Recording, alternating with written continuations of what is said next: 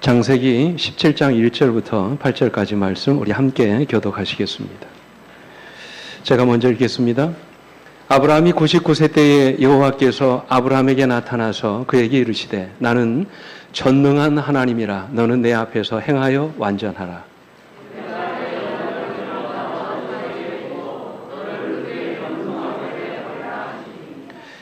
아브라함이 엎드렸더니 하나님이 또 그에게 말씀하여 이르시되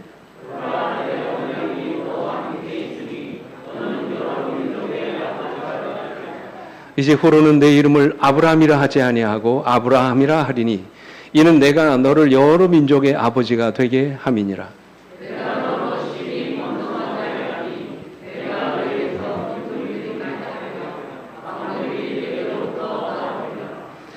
내가 내 언약을 너와 내 및 내 대대 후손 사이에 세워서 영원한 언약을 삼고 너와 내 후손의 하나님이 되리라.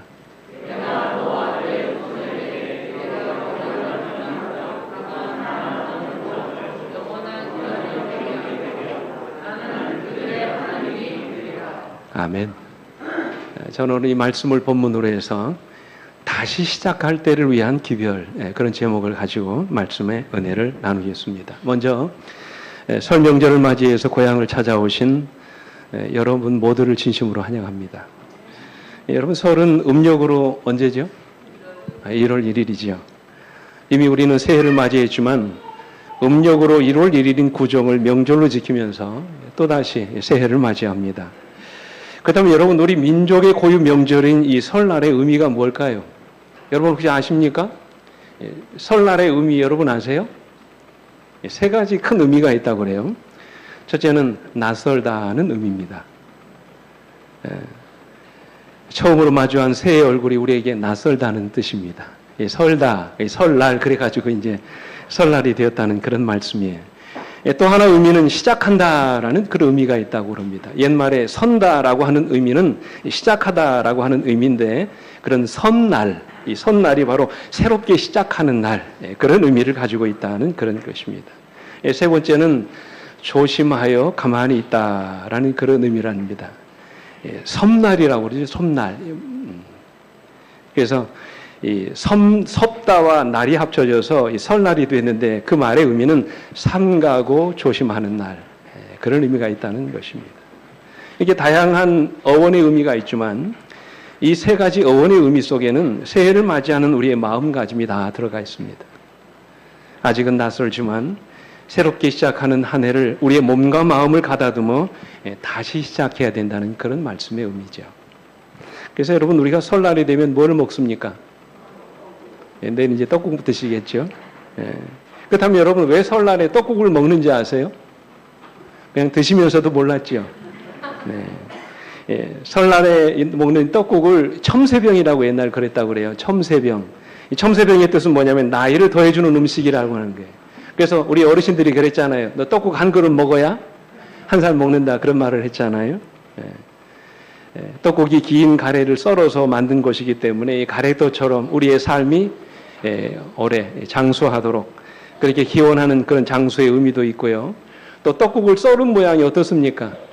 동그랗잖아요. 이 동그란 것은 마치 재물, 돈, 엽전을 의미하는 그런 뜻으로 재물의 복이 들어오기를 바라는 그런 기원의 의미도 있다는 것입니다. 근데 여러분 우리 조상들이 대대로 떡을 먹는 이유는 또 다른 곳에 있습니다. 그것은 바로 이 떡국의 색깔이 무슨 색깔이에요? 하얀 색깔이잖아요. 국물도 아주 뽀얗습니다. 그것은 떡국을 먹음으로 지난해에 안 좋았던 기억을 깨끗이 잊어버리고 새롭게 다시 시작하라. 그런 의미가 있다고 하는 것입니다. 그런 의미에서 설은 우리 민족에게 다시 시작하는 명절입니다. 자, 설은 어떤 명절이라고요? 다시 시작하는 명절이에요. 이미 우리가 신정을 통해서 새로운 한 해를 맞이했잖아요. 이 구정을 통해서 우리가 한 해를 다시 시작하는 것입니다. 그래서 저는 오늘 이 시간에 다시 시작할 때를 위한 기별이라는 제목으로 같이 말씀의 은혜를 준비했습니다. 얼마 전에 고인이 되셨던 서강대 교수인 장영희 교수님의 이야기가 있습니다. 이분이 유학 시절에 2년간의 피눈물 나는 고생 끝에 박사학위 논문을 마쳤습니다. 이제 심사를 얼마 남겨두고 뉴욕의 올리본이라고 하는 곳에서 LA에 사는 언니 집으로 이제 다니러 갔답니다. 아마 명절을 맞이해서 갔는지 특별한 일이 있어서 가셨는지 언니 집을 가셨다는 거예요. 근데 여러분 1980년대 중반 때만 하더라도 아직 우리나라에는 워드 프로세서가 이렇게 보급되지 않아가지고 거의 전동 타자기로 이제 논문을 썼습니다. 열심히 했어요. 6년간 들여가지고 이제 논문을 다 작성을 해놨습니다. 그 6년간의 공부가 그 논문 안에 이제 달려 있었습니다. 그리고 트렁크에 싣고 이제 갔는데 마침 그날 도둑이 들었다는 거예요. 이 도둑이 이 차 트렁크 안에 있는 모든 물건들을 다 모조리 훔쳐갔는데 그 트렁크 안에 뭐가 있었냐면 그 안에 논문이 다 들어가 있었다는 것입니다. 6년간 온 힘과 노력을 다 들여가지고 쓴 그 논문이 그냥 도둑을 맞은 것입니다. 얼마나 기가 막혔을까요? 사흘 동안 식음을 전폐하고 아주 죽고 싶은 마음밖에 없었다는 거예요. 그러다가 닷새쯤 되는 날, 이 장 교수님의 마음속에 이런 하나님의 음성이 들려왔답니다. 괜찮다. 다시 시작하면 되지 않니? 다시 시작할 수 있다. 뭐 기껏해야 논문인데 그러냐. 그런 하나님의 음성이 들렸답니다. 순간 그의 마음속에 다시 시작할 수 있는 마음이 생겼고 다시 논문을 쓰기 시작한 이 교수님은 1년이 지난 다음에 이전보다 더 훌륭한 논문을 만들어서 박사학위를 성공적으로 마치게 됐다는 그런 이야기예요. 이 논문에 이 장애인 교수가 헌사하는 그 글귀에 이런 글귀가 쓰여 있습니다. 나에게 생명을 주신 부모님뿐만 아니라 나의 논문을 훔쳐가서 내 삶의 가장 중요한 교훈인 다시 시작하는 법을 가르쳐준 도둑에게 감사합니다. 논문 헌사글에 그렇게 기록이 되어 있다고 합니다. 그렇습니다, 여러분. 다시 시작한다고 하는 것 말처럼 그렇게 쉬운 일이 아닙니다. 지난해보다 더 나은 한 해를 살아간다는 것 결코 쉬운 일이 아니죠. 지난해의 모든 실수와 모자람을 반복하지 않은 더 나은 한 해를 만들어가는 것 결코 쉬운 일이 아닙니다. 어떻게 그것이 가능할까요? 오늘 본문에는 누구 이야기가 나옵니까? 오늘 본문에 나오는 주인공이 누구예요? 아브라함이죠. 이 아브라함의 인생에도 끊임없는 실수와 실패의 순간들이 있었습니다. 그가 비록 하나님의 부르심을 받고 믿음의 조상이 되었지만 그는 결코 완벽한 인생을 살았던 사람이 아니었습니다. 그의 인생에도 여러 번에 걸쳐서 실수하고 넘어지는 순간들이 있었습니다. 그 중에서도 가장 뼈아픈 실수가 뭡니까? 바로 앞장에 나와 있는 사라의 몸종인 하갈을 통해서 자식을 낳은 것이었습니다. 비록 아브라함이 하갈을 통해서 낳은 자식으로 마음의 위로는 받았을지 모르겠지만 하나님은 그를 약속의 아들이라고 말씀하지 않으셨어요.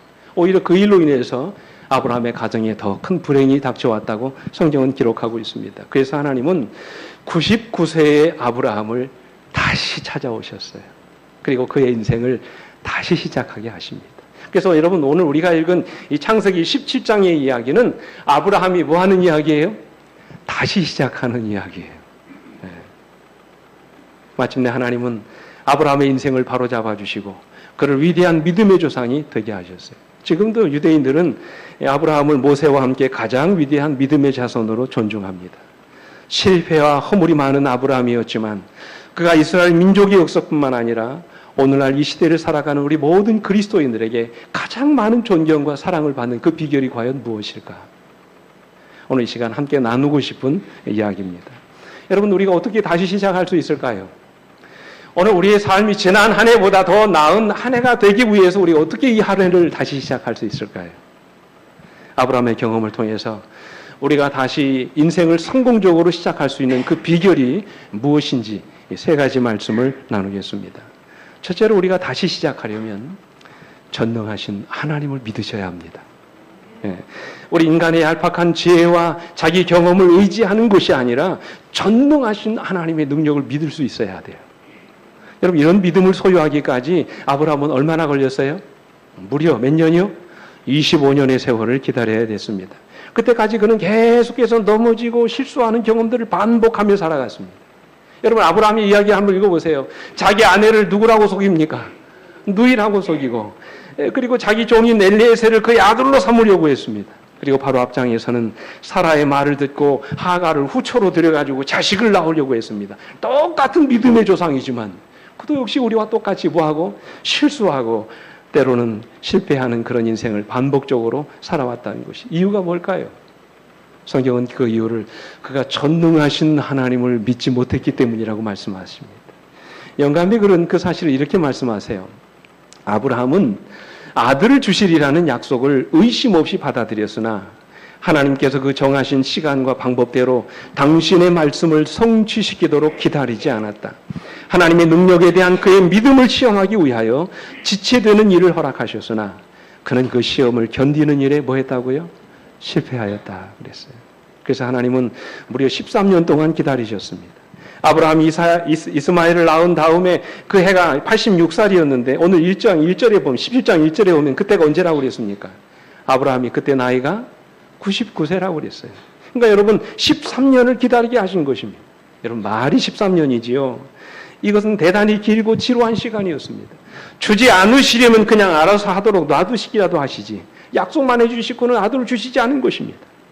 75세 나이에 아브라함에게 아들을 주시겠다고 약속해 놓으시고 이제 100살이 다 되어가도 아들이 없는 것을 여러분 어떻게 해야 합니까?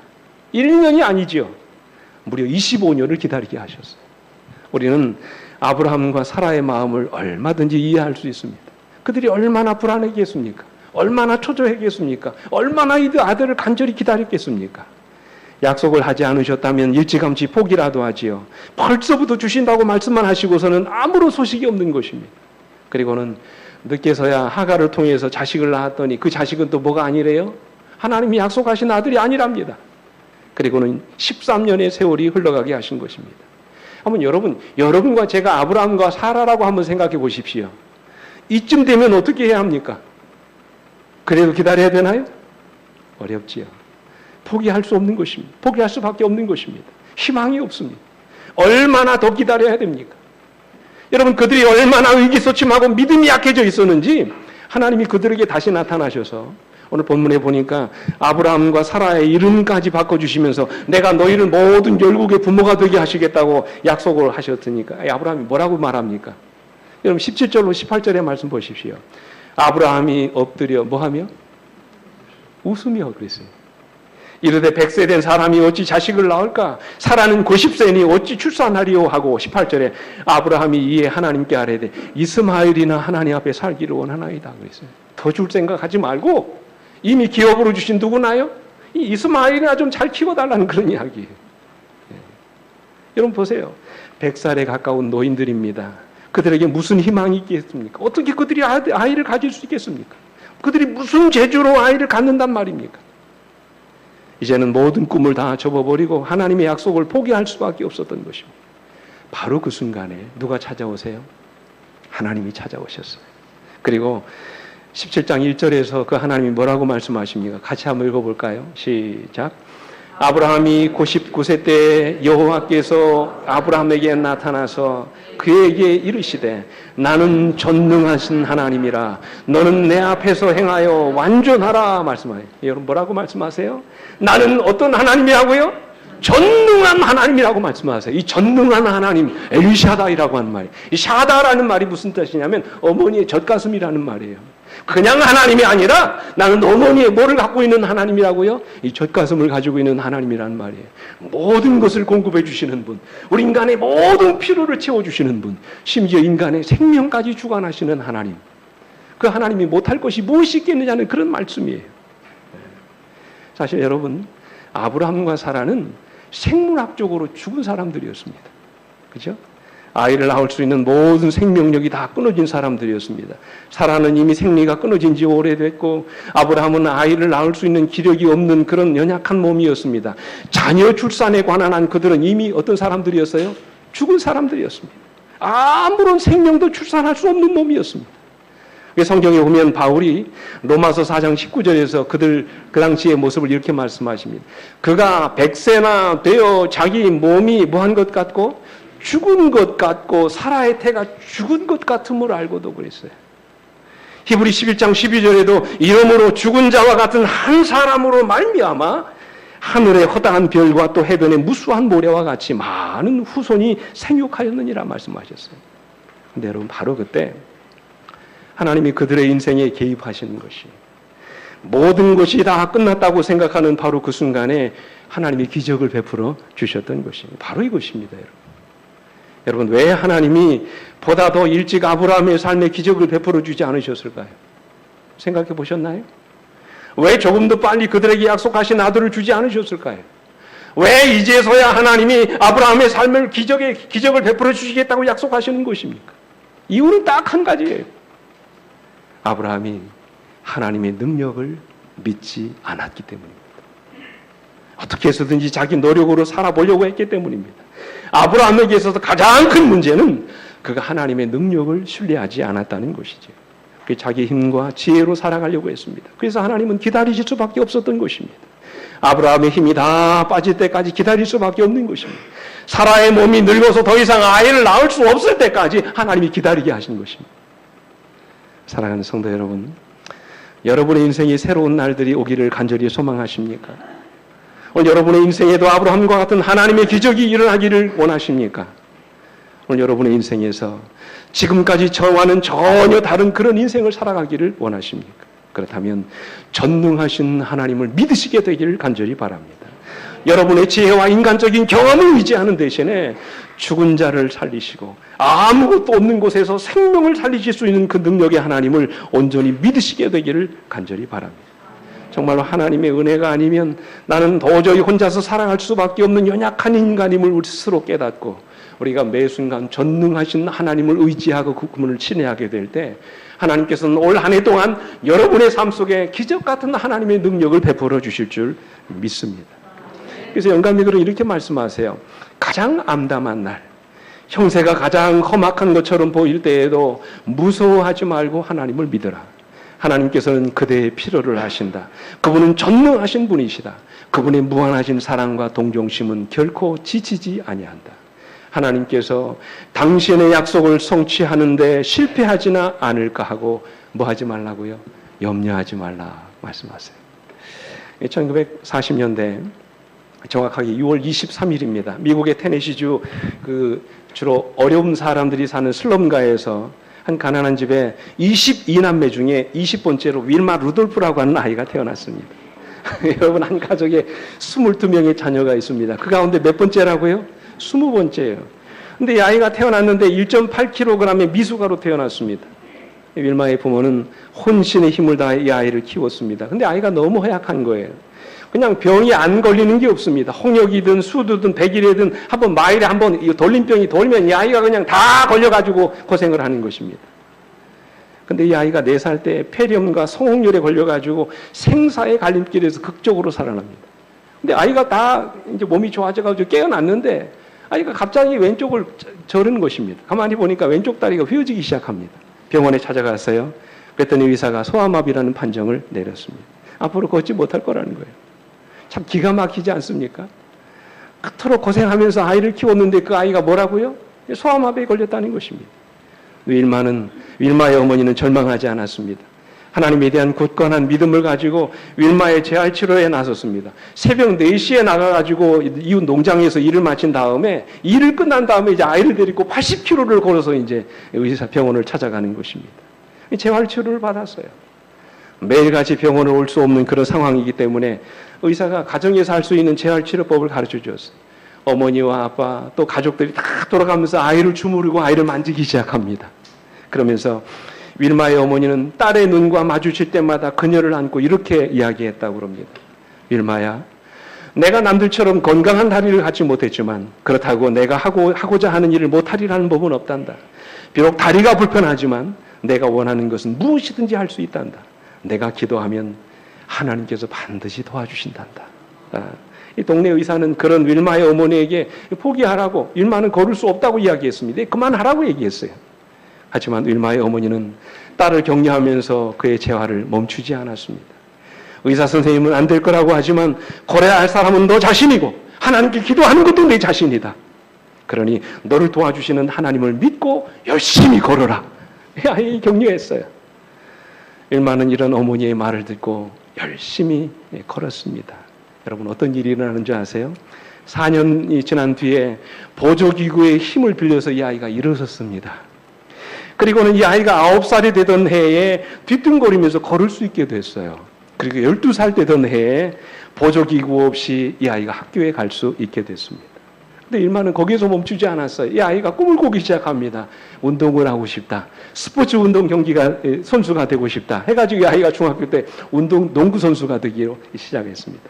농구 선수 활약을 합니다. 그러다가 테네시 주립대학교 육상 코치였던 에드워드 템플이라고 하는 코치의 눈에 듭니다. 너 한번 육상을 해봐라. 잘하게 생겼다. 여러분, 소아마비 아이였던 이 아이가 어떻게 육상 선수를 짓을 하겠습니까? 하지만 이 아이는 했습니다. 기적이지요. 처음에는 육상 경기가 끝났을 때 꼴찌를 기록했지만 열심히 연습을 거듭해서 고등학생이던 1956년 호주 멜버른에서 열렸던 올림픽 국가대표 선수로 출전됩니다. 그래서 이 아이가 400m 릴레이에서 동메달을 땄습니다. 대단한 일 아닙니까? 올림픽에 나가서 이 아이가 동메달을 딴 것입니다. 그리고 이 아이가 4년 뒤인 1960년도 로마 올림픽에서 미국 대표로 참석해가지고 100m, 200m 경기에서 금메달을 땁니다. 그리고 400m 계주에 나가서 우승을 해가지고 여성으로서는 최초로 3관왕의 영예를 누리게 됐어요. 여러분, 올림픽 경기장을 가득 메운 8만여 관중들은 이 윌마의 인간 승리에 감격하며 수많은 사람들이 눈물을 흘렸대요. 의사가 다시 걸을 수 없을 것이라고 했던 윌마 루돌프는 걷는 수준이 아니라 세계에서 가장 빨리 다니는 여성이 되었던 것입니다. 여러분, 이것이 기적이 아니고 무엇이겠습니까? 누가 하신 일입니까? 하나님이 하신 일이지요.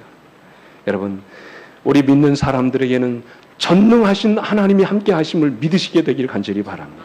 내게 능력 주시는 자 안에서 내가 모든 것을 할 수 있다는 그런 믿음을 가지고 이 한 해를 살아가시게 되길 간절히 바랍니다. 그래서 종교개혁자인 마틴 루터는 이런 유명한 말을 해요. 저는 이 말을 참 좋아합니다. 하나님을 하나님 되게 하라 말씀하셨어요. 무슨 말입니까? 인간의 이성이나 너의 생각을 가지고 하나님의 능력을 제한하지 말라는 것입니다. 나의 좁은 이해와 판단으로 내가 믿는 하나님의 능력을 과소평가하지 말라는 말씀이에요. 우리가 믿는 하나님은 못하시는 것이 없으신 분이십니다. 무에서 유를 창조하시고 불가능을 가능하게 하시는 분이십니다. 그래서 우리가 믿는 하나님은 전능하신 분이십니다. 사랑하는 성도 여러분, 우리에게는 전능하신 하나님이 함께 하심을 믿게 되시길 간절히 바랍니다. 내게 능력 주시는 자 안에서 내가 이 모든 것을 할 수 있다는 믿음을 가지고 이 한 해를 시작하시게 되기를 간절히 바랍니다. 지금도 저는 이 하나님의 기적이 여러분과 저의 삶을 통해서 계속해서 이어지는 줄 믿습니다. 단지 우리가 아브라함처럼 그분의 능력을 믿지 못하기 때문입니다. 혹시 이 시간 여러분과 제가 믿는 하나님은 여러분의 인간의 이성 속에서 너무 작은 하나님은 아니었는지 이 시간 우리의 지나온 삶을 돌아보시게 되기를 간절히 바랍니다. 둘째로 우리가 다시 시작하려면요, 그 하나님이 나와 함께 하심을 믿으셔야 돼요. 그래서 여러분 1절 말씀해 보십시오. 이렇게 말씀하십니다. 아브라함이 99세 때 여호와께서 아브라함에게 나타나서 그에게 이르시되 나는 전능한 하나님이라. 너는 뭐라고 말씀하세요? 내 앞에서 뭐하여? 행하여 완전하라 말씀. 그냥 말씀하셨어요. 너는 내 앞에서 뭐하여? 행하여 완전하라 말씀하셨어요. 어떤 번역에서는 이 말씀을 흠없는 완전을 요구하신 말씀이라고 이렇게 얘기합니다만 아니에요. 그죠? 여러분, 타락한 인간의 본성으로는 결국 흠없는 완전의 상태에 도달할 수 없는 것이 우리의 현실입니다. 그렇다면 이 말씀의 의미가 과연 무엇일까요? 어떻게 우리가 하나님 앞에서 완벽하게 될 수 있다는 말씀입니까? 여러분, 그 이유가 뭘까요? 오늘 우리가 이 자리에서 특별히 주목해야 될 말씀은 내 앞에서 행하여라는 말씀입니다. 여러분, 내 앞에서 행하여라는 이 말씀을 문자적으로 내 앞에서 걸어가라는 말씀으로 우리가 번역할 수 있습니다. 나를 피해 숨지 말고 하나님 앞에서 걸어가라는 것입니다. 나의 일거수일투족을 지켜보고 있는, 하나님이 지켜보고 있는 것처럼 그렇게 살라는 말씀이에요. 내가 비록 도덕적으로 완전한 삶을 살아갈 수는 없을지라도 언제나 내가 하나님 앞에 있는 것처럼 그렇게 살라는 말씀이에요. 그래서 이 말씀을 현대어 성경에서 이렇게 번역했어요. 너는 언제나 내 앞에서 살아가도록 하여라. 내가 항상 너를 바라보고 있다고 생각하며 살도록 하여라. 무엇이 올바른 것인지를 생각하며 살아라. 그리고 바른 길만 걷도록 하여라. 오늘 여러분은 하나님 앞에서 살아가고 계십니까?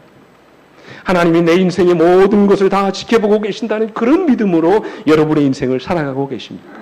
오늘 질문 드려볼게요. 여러분은 지금 하나님 앞에서 예배하십니까? 여러분은 지금 하나님 앞에서 기도하십니까? 오늘 여러분이 부리는 모든 찬양, 여러분들이 드리는 모든 예배가 진정 하나님 앞에서 드려지고 있는 것이라는 사실을 여러분 믿으십니까?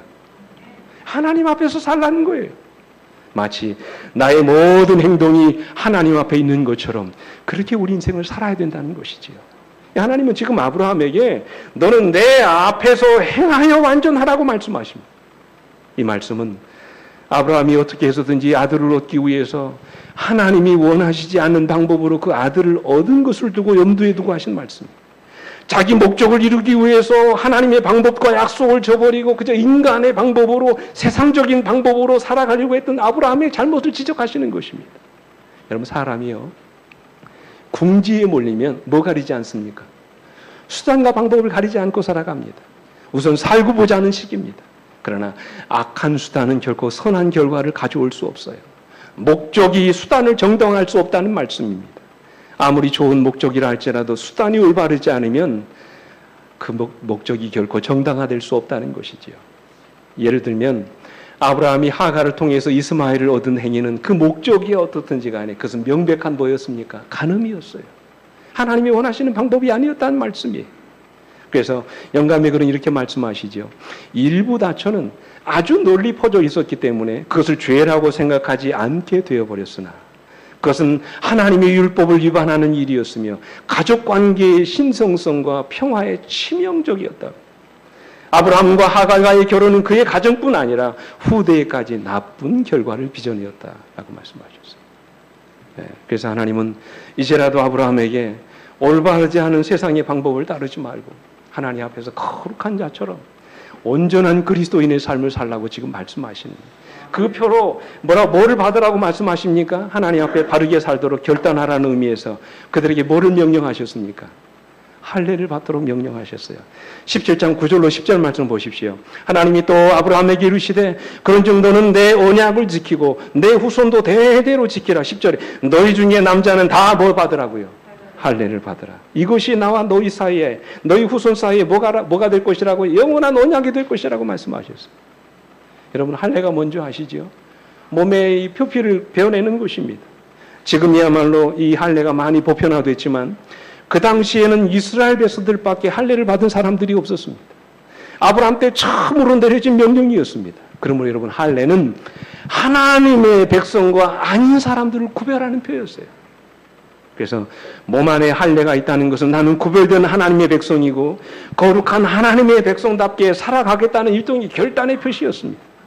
다시 말해서 할례를 통해서 자기 몸에 하나님 백성이라는 거룩한 표시를 가지고 다니면서 그들은 끊임없이 나는 하나님의 백성이야, 나는 다르게 살아야 돼, 그런 마음의 결심을 가졌던 것입니다.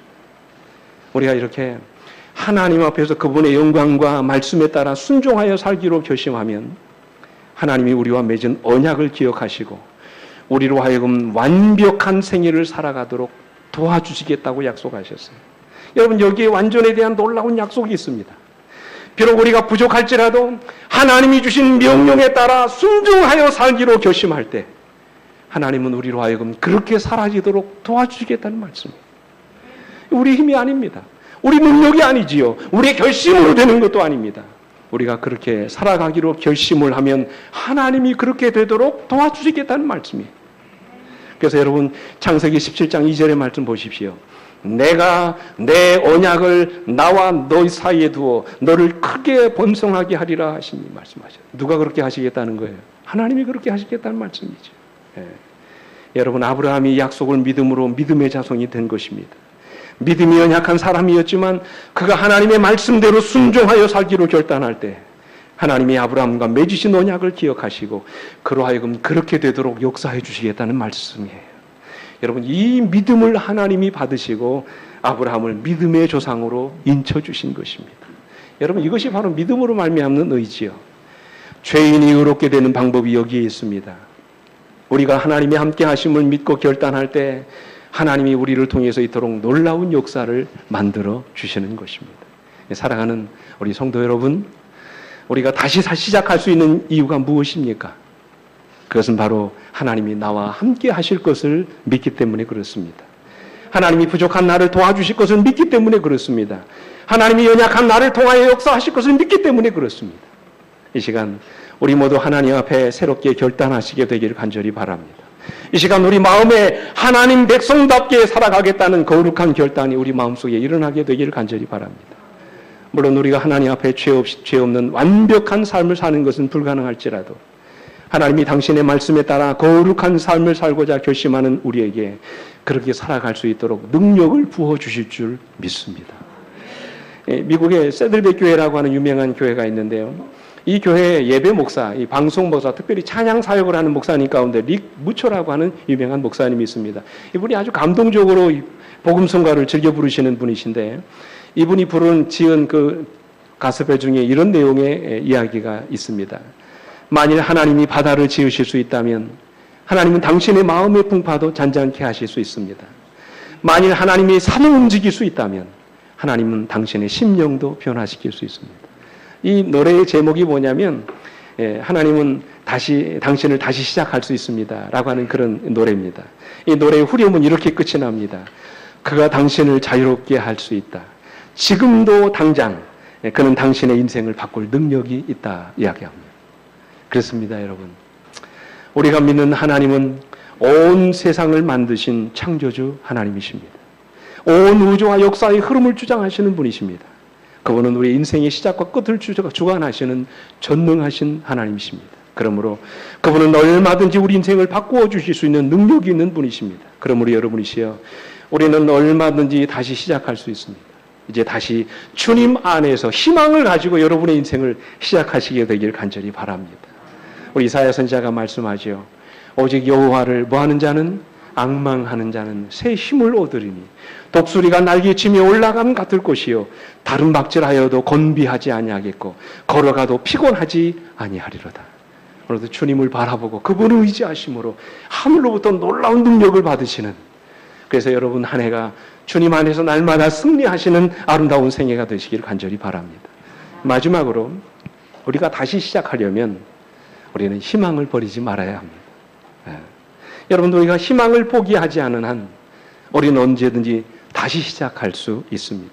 하나님은 어떤 분이 그래요. 실패한 사람은 안아주시지만 스스로 희망을 포기한 사람은 버리신다. 그런 말씀을 하셨어요. 참 감동적 말 아닙니까? 하나님은 실패한 사람은 뭐 하시지만 품어주시지만 스스로 희망을 포기한 사람은 뭐 하신다고요? 버리신다고 말씀하셨어요. 그렇습니다, 여러분. 스스로 희망을 버린 사람은 누구도 어쩔 수 없어요. 하나님도 어쩔 수 없다는 말씀이에요. 그래서 하나님은 다시 시작하는 자리에서 아브라함과 사라에게 뭐를 말씀하십니까? 희망을 말씀하세요. 어떤 희망입니까? 4절 5절 말씀 같이 읽어보겠습니다. 시작. 보라, 내 언약이 너와 함께 있으니 너는 여러 민족의 아버지가 될지라. 이제 후로는 내 이름을 아브라함이라 하지 아니하고 아브라함이라 하리니 이는 내가 너를 여러 민족의 아버지가 되게 할 것이다. 아브라함의 이름을 바꿔주셨어요. 원래 아브라함의 이름이 뭡니까? 아브람이었지요. 존귀한 아버지라는 뜻이에요. 그런데 아브라함은 뜻이 무엇입니까? 열국의 아버지가 되게 하시겠다는 그런 말씀입니다. 15절로 16절에도 사라 이름도 바꿔주신다고 말씀하셨죠. 원래 사라 이름이 뭐였습니까? 사례였죠. 집주인, 안주인이라는 말이에요. 근데 사라라고 고쳐져 있어요. 무슨 뜻입니까? 열국의 어머니가 되게 하셨다는 말씀입니다. 근데 희망을 말씀하십니다. 사실 아브라함과 사라의 현실은 이 약속을 받아들이기가 쉽지 않습니다. 그죠? 그들의 나이가 각각 99세, 89세였습니다. 이제 곧 100세요, 90세가 되는 노인들입니다. 그 나이에 아직까지 아들 한 명도 없는데 어느 세월에 아들을 낳고 그 아들을 통해서 열국을 이룰 수 있겠습니까? 불가능한 일이지요. 어찌 보면 하나님의 말씀은 허무맹랑한 약속처럼 들릴 수 있습니다. 그러나 아브라함은 하나님의 약속을 믿었다고 그랬어요. 그 약속을 믿음으로 희망을 품기 시작했습니다. 꿈을 꾸기 시작했습니다. 그랬더니 하나님이 아브라함이 품었던 그 꿈을 통해서 놀라운 기적을 베풀어 주신 것입니다. 한 이야기만 드리고 말씀을 마치겠습니다. 청와대 정무비서관을 지낸 사람 가운데 이병석 씨가 있습니다. 혹시 아시는 분 계실지 모르겠어요. 이분이 아주 가난한 어린 시절을 보냈답니다. 얼마나 가난했는지 학교에 싸갖고 갈 도시락이 없었답니다. 이 선생님에 관한 이야기인데 이렇게 적고 있습니다. 내가 초등학교 3학년 때 우리 집은 일찍 돌아가신 아버지를 대신해 어머니가 채소 장사를 하여 어렵게 생활을 꾸려나갔다.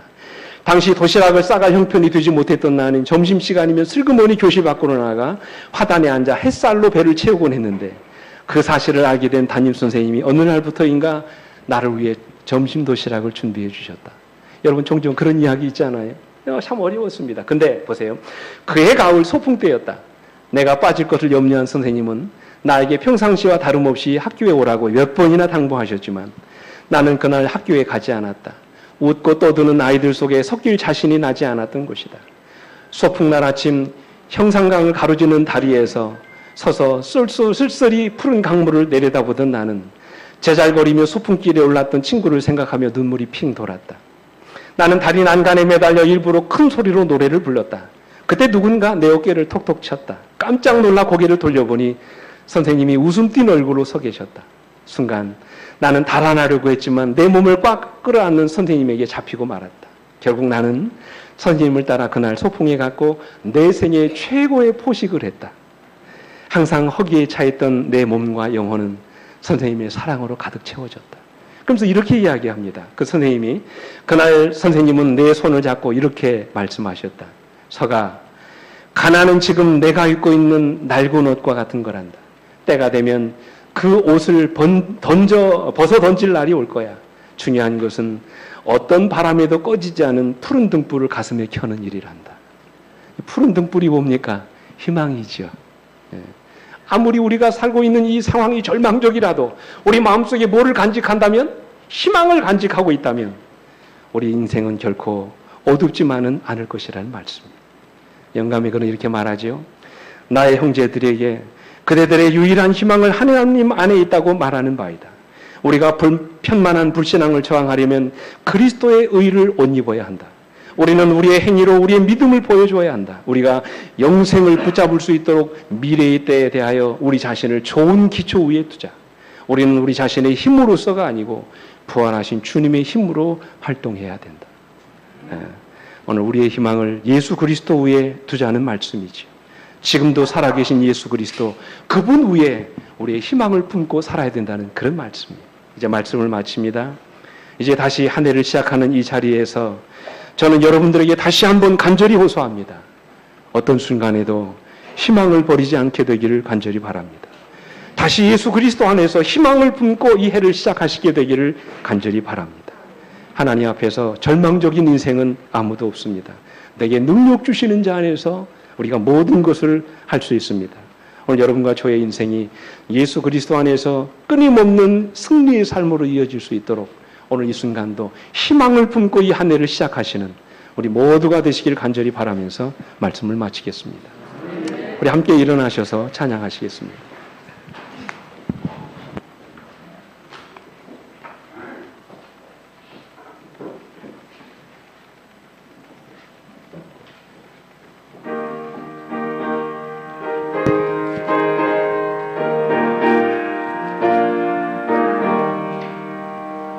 나를 준비해서 나를 도우시는 주 나의 인생길에서 지치고 고나요 매일처럼 주저앉고 싶을 때 나를 밀어주시네 일어나 걸어라 내가 새 힘을 주리니 일어나 너 걸어라 내 너를 도우리 나의 등 뒤에서 나를 도우시는 주 평안히 길을 갈 땐 보이지 않아도 지치고 고나요 넘어질 때면 다가와 손 내미시네 일어나 걸어라 내가 새 힘을 주리니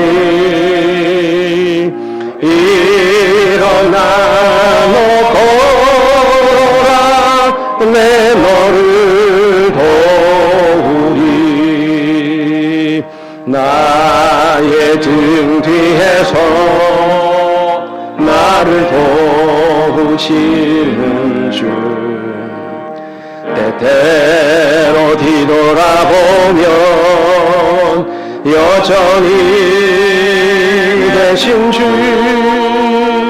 잔잔한 미소로 바라보시며 나를 재촉하시네. 일어나 걸어라 내가 새 힘을 주리니 일어나 너 걸어라 내 너를 도우리. 아버지 하나님, 이 시간 우리에게 다시 시작할 수 있다고 말씀하시니 감사합니다.